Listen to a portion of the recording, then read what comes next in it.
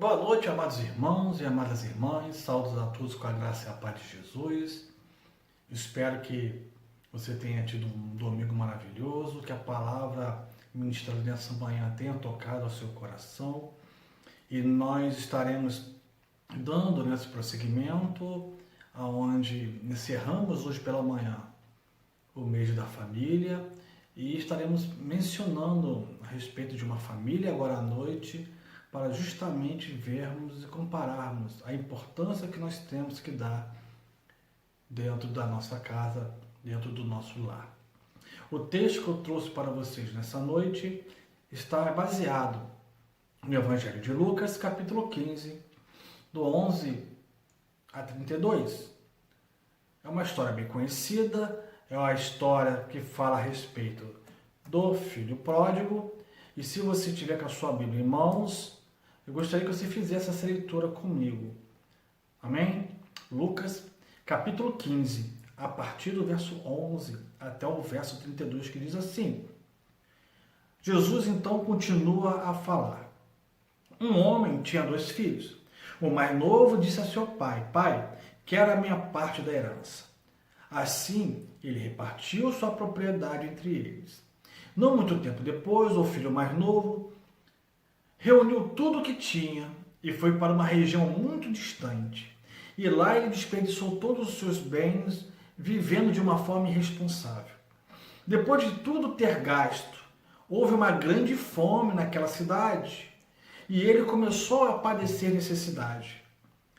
E então foi procurar um trabalho com um daqueles daquela cidade, o qual foi então ao campo a fim de cuidar de porcos. Ele então desejava encher o seu estômago com as vagens que era sobrada da comida dos porcos, mas ninguém tinha nada para lhe oferecer.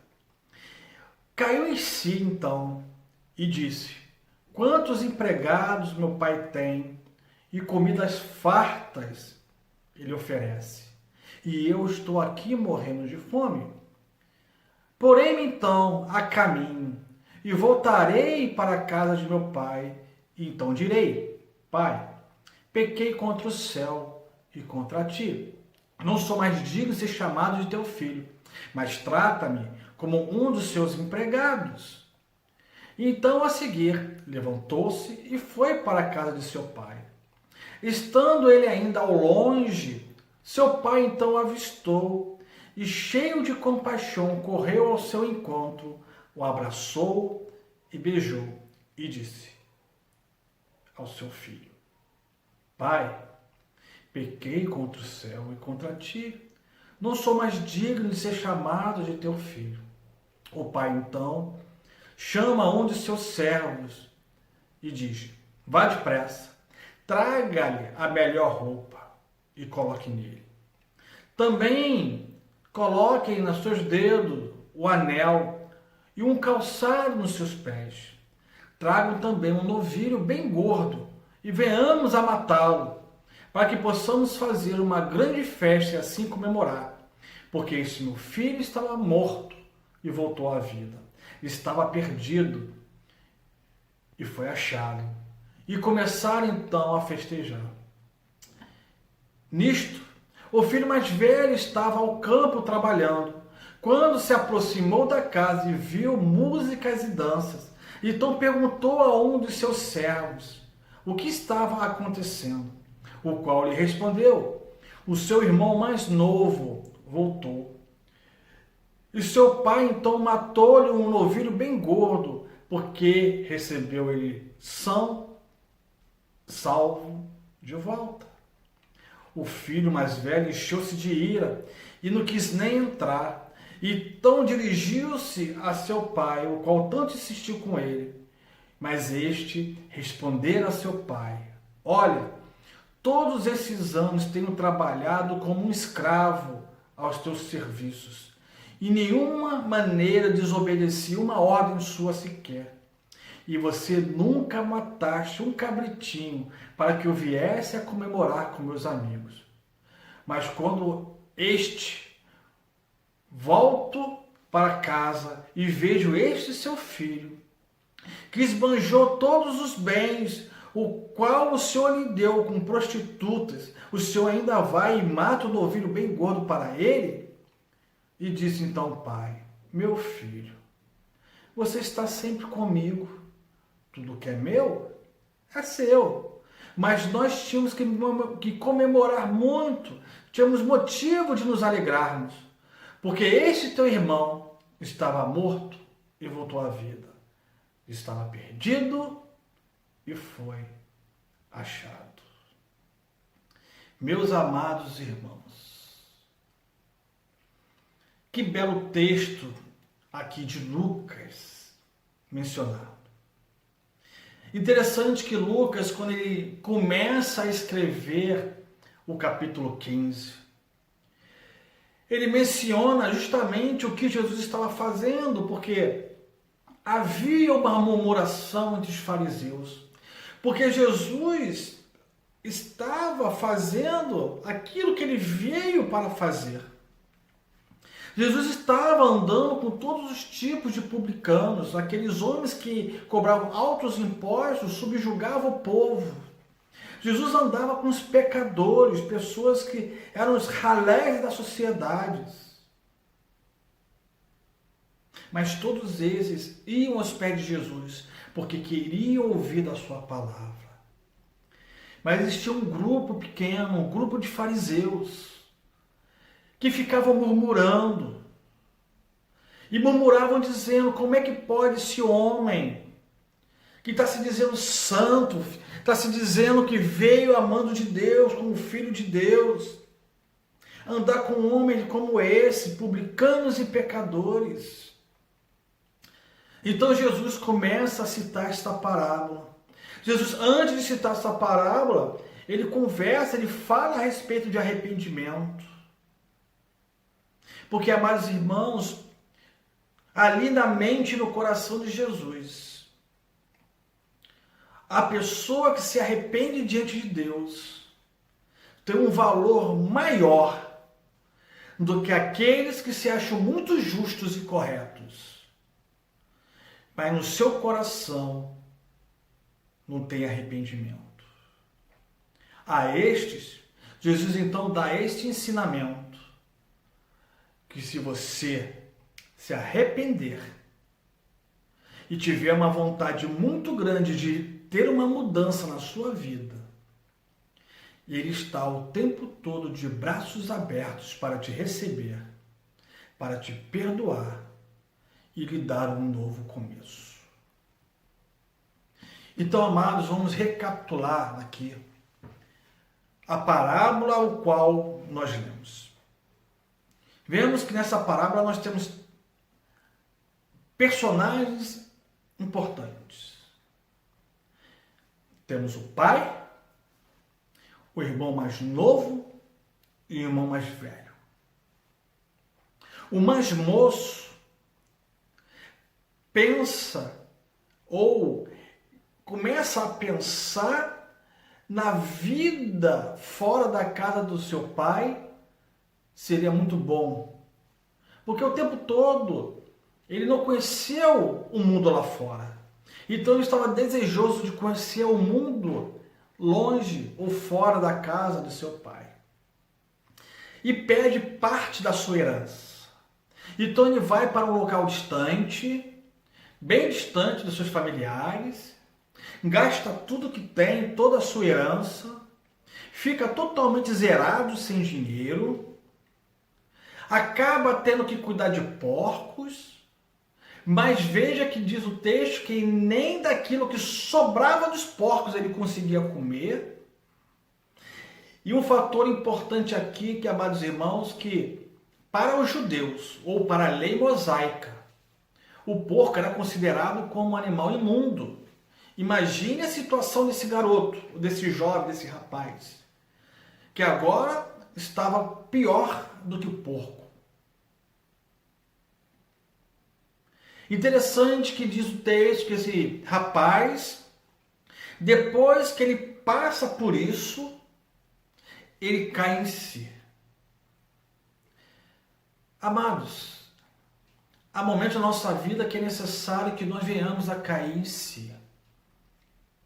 Há momentos que nós temos que olhar para dentro de nós e vermos aquilo que realmente estamos fazendo ou daquilo que até os nossos pensamentos estão transmitindo para dentro de nós.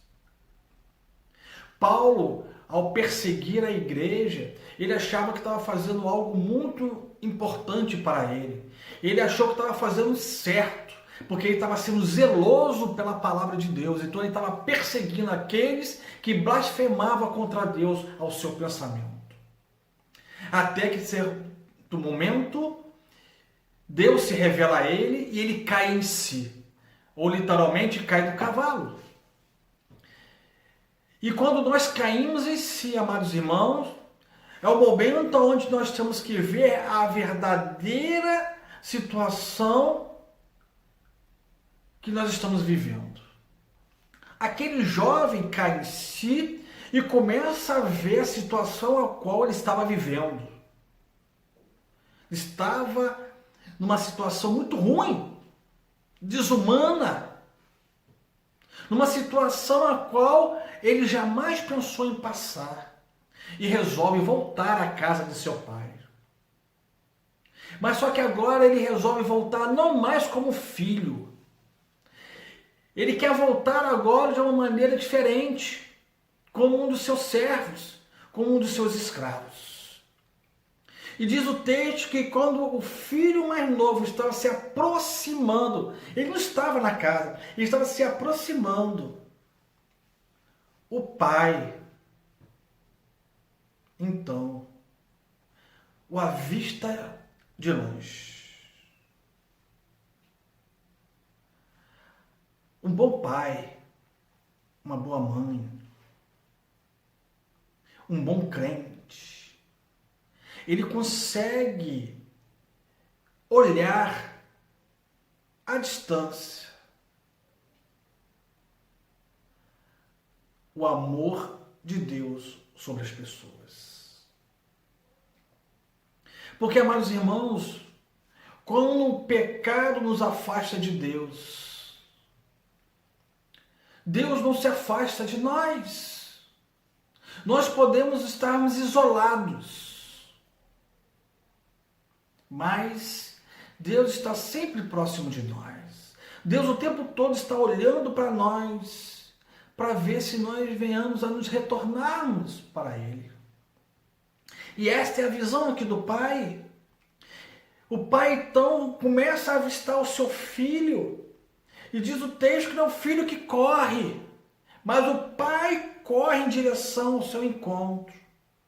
Abraça o seu filho, beija ele e dá uma ordem ao seu servo. Mas antes da ordem do seu servo, aquele filho diz o que ele pensou em falar. Mas o pai não deu atenção às palavras daquele filho. Porque aquele homem, ele estava olhando outro homem. Ele não estava olhando ali uma pessoa pecadora que gastou parte da sua herança. Ele não estava olhando ali uma pessoa fracassada. Ele estava olhando alguém que experimentou os prazeres da vida, quebrou a cabeça, mas agora estava com um coração arrependido. Imediatamente, então, o pai manda vestir com as melhores roupas o seu filho, manda colocar o anel entre os seus dedos. O anel simboliza a questão familiar, porque é através do anel que você coloca o selo. E manda colocar a sandália nos seus pés. Amados, colocar sandália nos pés significa que aquele rapaz ali não era escravo, mas sim alguém que tinha importância naquela casa. Era um filho. Mas há um outro papel aqui. a do filho mais velho. Aquele filho mais velho, diz o texto que ele era um homem trabalhador, zeloso, seus princípios, seus costumes, fazia tudo o que seu pai ordenava. Mas tinha uma diferença. Era um homem de coração duro. Foi uma pessoa que não foi capaz de se alegrar com a volta do seu irmão.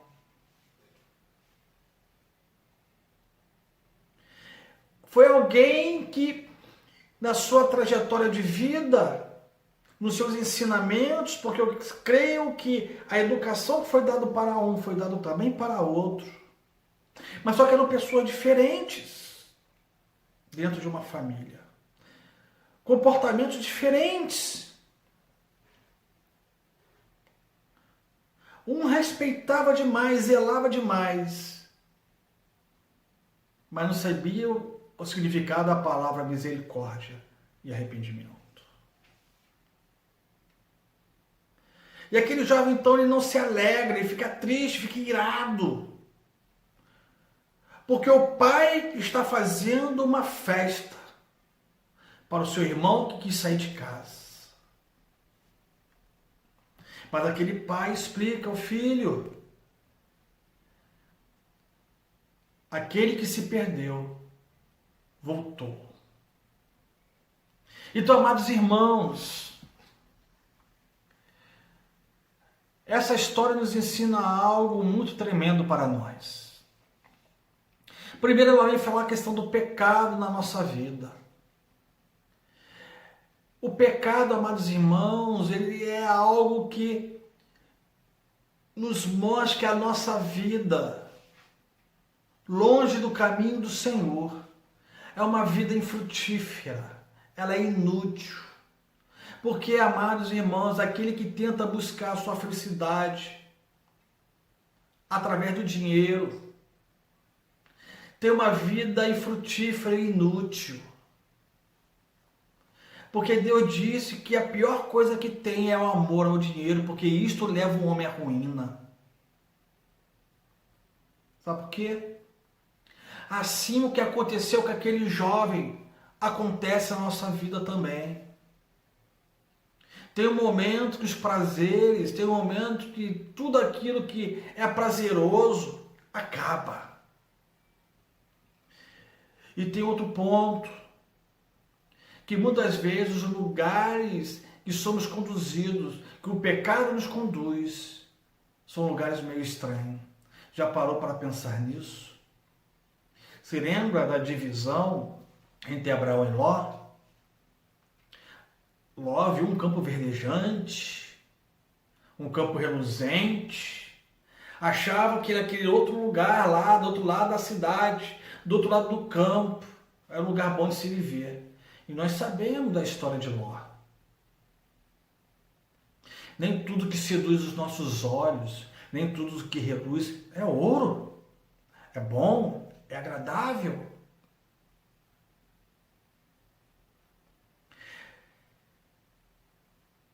Aquele homem que tenta buscar a sua felicidade encontra apenas tristeza. Aquele rapaz, por causa do seu pecado, foi cuidar de porcos para sobreviver.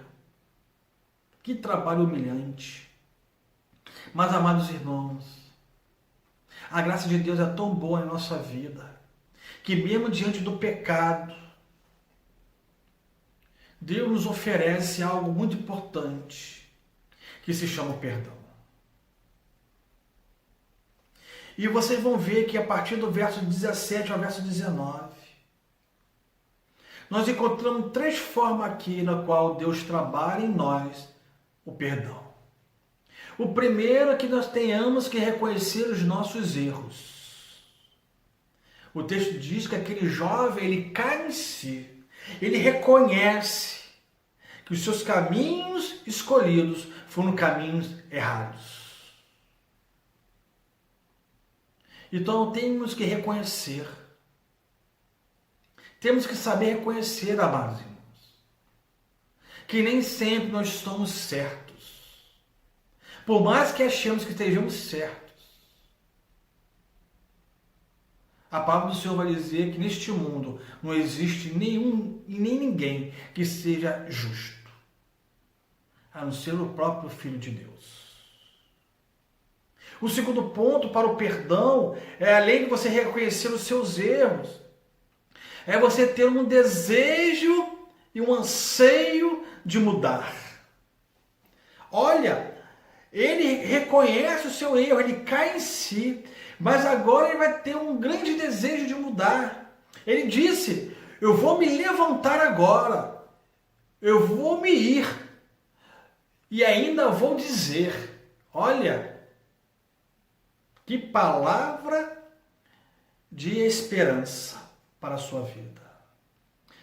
Você tem que se levantar. Mas não basta somente se levantar. Você tem que ir. Mas quando você for, você tem que saber as palavras que você vai dizer para que as mudanças venham a acontecer na sua vida. E meus amados irmãos, o desejo de mudança na nossa vida é causada pelo Espírito Santo do Senhor. É o Espírito Santo que faz com que a nossa vida venha realmente a mudar no momento em que nós nos levantamos, no momento que nós saímos do nosso comodismo e sabemos assim dizer a Deus o que é necessário dizer.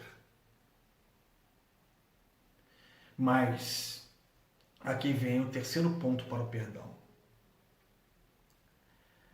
É quando você está falando, é quando você está dizendo que você abre o seu coração. Isso nós chamamos de confessar. Olha que ele diz, Pai, pequei. Eu já não sou mais digno. É o momento que nós reconhecemos que somos pecadores. Sabemos que temos pecado dia e noite diante de Deus, contra o nosso Deus. Que não somos dignos de nada. O que nós temos hoje, nós temos por causa do imenso amor de Deus por nós, por causa desta graça, por causa do sacrifício de seu Filho,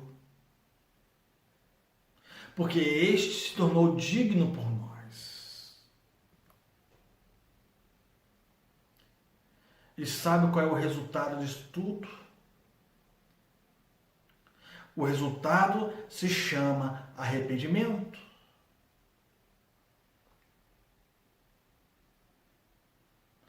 Porque, amados irmãos, quando nós estamos com o nosso coração arrependido, Deus aceita o pecador da forma ao qual ele está.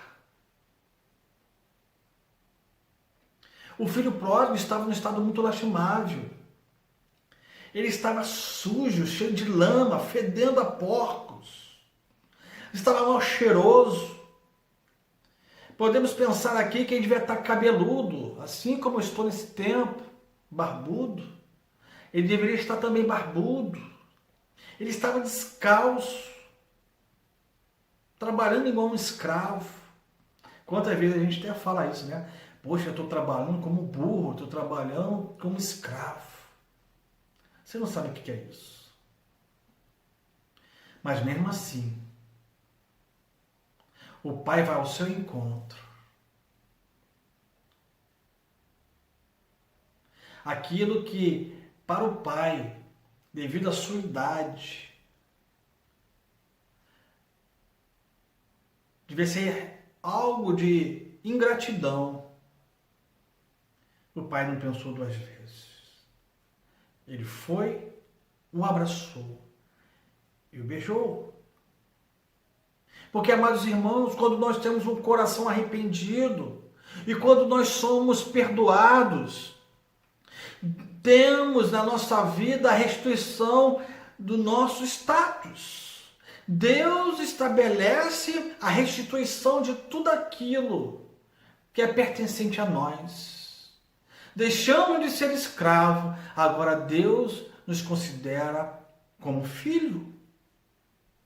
Olha, o pai então vai lhe dar roupas novas, coloca uma aliança no seu dedo, um anel no seu dedo, coloca a sandália nos seus pés. Amados, quando Deus ele olha para nós, Deus olha para nós não com a nossa roupa do pecado, mas Deus olha para nós com as vestimentas do sangue do Cordeiro, porque Ele olha para nós e vê em nós a imagem de Cristo, o seu Filho. Ele não vê a nós, mas vê o seu Filho em nós. É um grande privilégio. E isso resulta numa grande comemoração. Quando nós temos o nosso coração arrependido, quando nós somos perdoados, Deus celebra uma grande festa. Ele prepara uma grande festa para nós. Ele faz um lindo banquete. Mas, do outro lado, tem sempre aquele que está insatisfeito. Tem sempre aquele que fica aborrecido. Como é que pode Deus aceitar uma pessoa assim? Enquanto aquele irmão mais velho fica aborrecido com a volta do seu irmão que estava perdido, o pai não está preocupado com isso. O pai quer fazer a festa.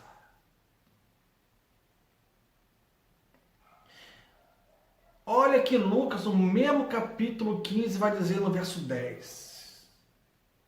A respeito de alguém que tem um coração arrependido e é perdoado por Deus. Há júbilo diante dos anjos de Deus por um pecador que se arrepende. A festa nos céus, quando um pecador se arrepende.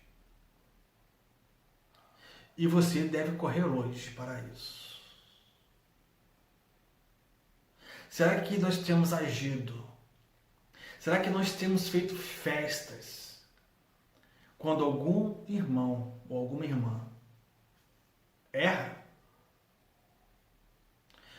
Será que nós temos celebrado festas quando algum irmão e alguma irmã que errou retorna, volta? Ou será que nós apontamos o dedo e criticamos?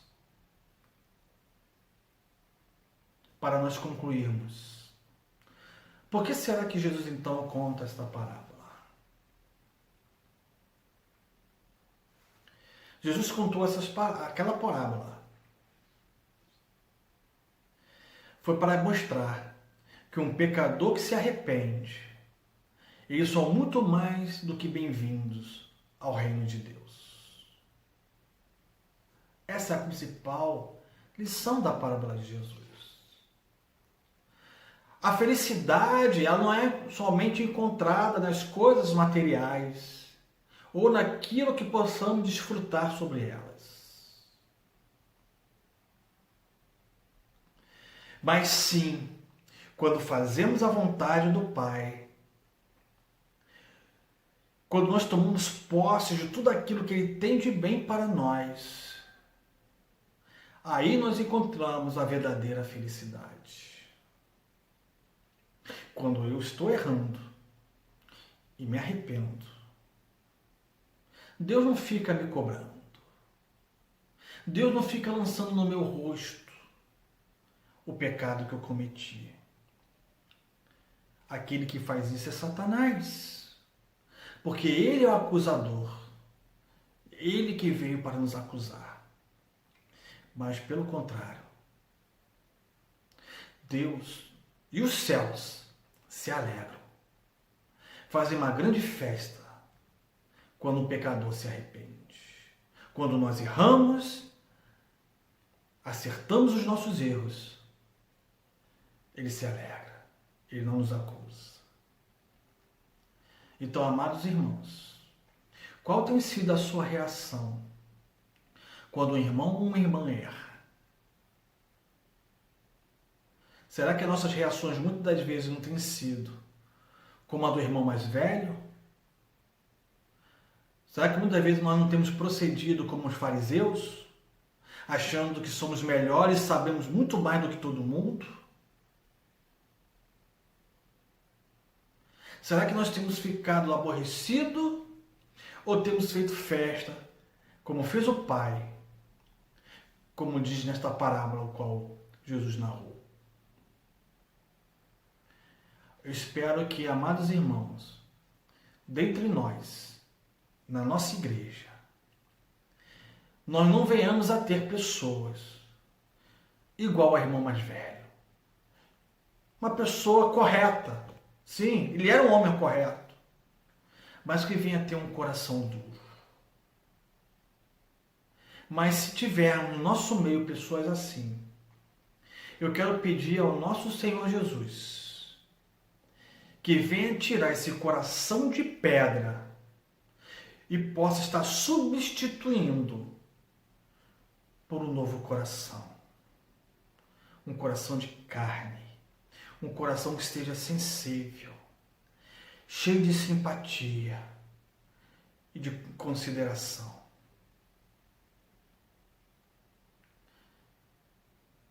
Se você tem agido assim, repense os seus conceitos. Se você tem agido desta forma, este é o momento de você pedir perdão ao Senhor,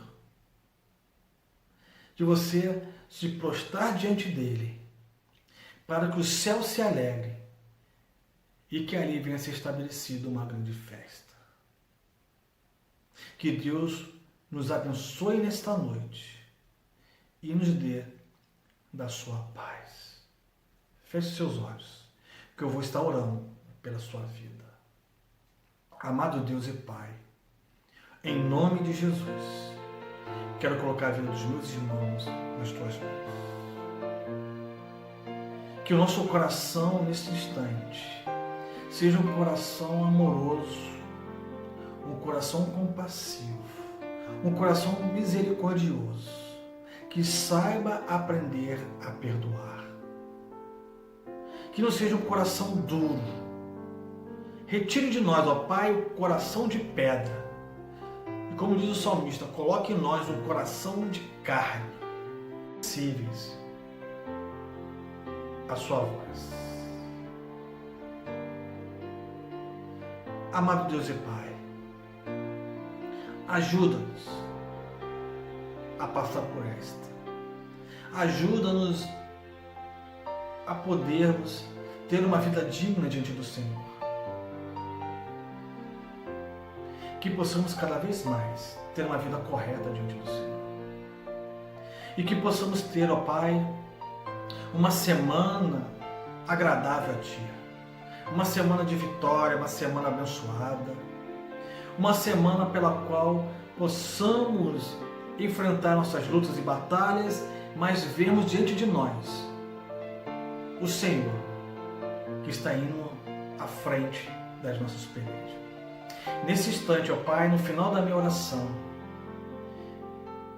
eu quero, ó Pai, colocar a vida dos meus irmãos nas Tuas mãos. Guarda-os, preserva-os.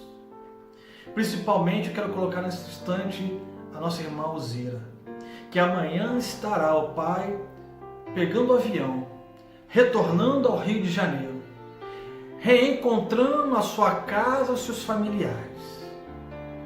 E que no momento que ela entrar na sua casa, ela possa ver e encontrar ali a paz que o Senhor tem assim prometido.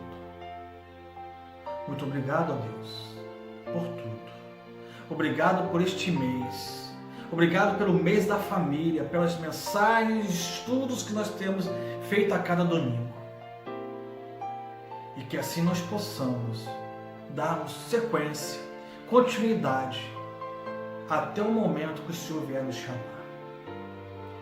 Essa é a minha oração que eu faço, Pai, pedindo ao Senhor perdão pelos meus pecados. Em nome de Jesus. Que o amor de Deus, o Pai, a graça de Cristo Jesus, o nosso Senhor, e o consolo do Espírito Santo esteja com a Igreja do Senhor reunida aqui e por toda a face desta terra, para hoje e sempre. Amém. Uma boa noite a todos, uma ótima semana. E eu quero lembrar aos amados irmãos que nesta semana, nesse dia, nesse tempo, você possa estar ligados com o Senhor, fazendo aquilo que é primordial para a sua vida aos olhos de Deus. Lembrando que nós temos um aniversariante e no dia 2 é a nossa irmã Lidiane. Ligue para ela, mande uma mensagem, que eu tenho certeza que alegrará o coração dela e de toda a sua família. Uma boa noite a todos, um beijo para vocês e fiquem na paz.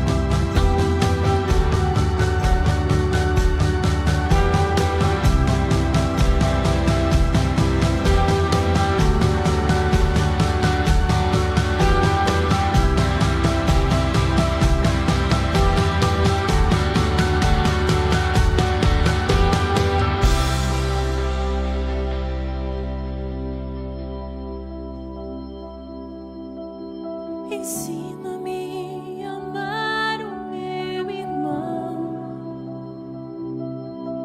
a olhar com teus olhos.